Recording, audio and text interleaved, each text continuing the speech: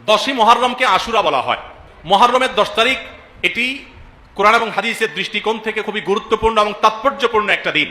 সারা বছরের ফজিলত এবং মর্যাদাপূর্ণ কয়েকটা দিনের একটা হলো আশুরা। মুহররমের 10 তারিখ বা 10ম দিনটি এটি তাৎপর্যপূর্ণ হওয়ার কারণ হলো এই দিনে আল্লাহ রাব্বুল আলামিন পৃথিবীর ইতিহাসে বহু নবী রাসূলকে অন্যায় এবং বাতিলের বিরুদ্ধে বিজয় দিয়েছেন। অনেক বড় বড় ঘটনা এই দিনে ঘটেছে এবং কিয়ামতের আগে আরো ঘটবে।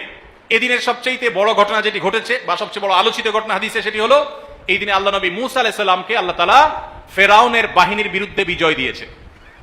মূসা আলাইহিস সালাম এবং ঈমানদারদের বিজয়ের দিন এটি। মূসা আলাইহিস সালামের এবং বনী ইসরাইলের ফেরাউন তাদেরকে ধাওয়া করেছে, আল্লাহ তাআলা তাদের জন্য নীল নদে আল্লাহ তাআলা তাদের জন্য নদীর উপরে রাস্তা করে দিয়েছেন। সেই রাস্তা তারা পার হয়ে গেছেন অলৌকিকভাবে। আর ফেরাউন তার বাহিনী সহ তাদের অনুসরণ করতে গিয়ে মাঝ নদীতে গিয়ে নিমজ্জিত হয়েছে। এখনো ফেরাউনের লাশ মিশরের পিরামিডে আছে।